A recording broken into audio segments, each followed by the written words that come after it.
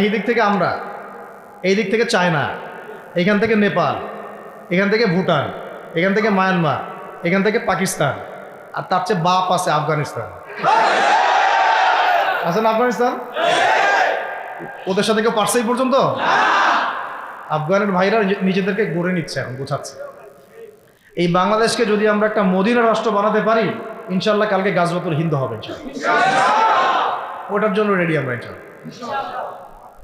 পাকিস্তানের কাছে কিছুই নাই, আছে খালি 10টা 12টা পারমাণবিক মনো অস্ত্র, তাতেই ভয়ে কাঁপতে থাকে। চায়না খালি একটু ভয় দেখায় যে আগাইলে কিন্তু সিকিম নিয়ে নিব, আগাইলে কিন্তু চিকেন লেগ গিলে ফেলবো।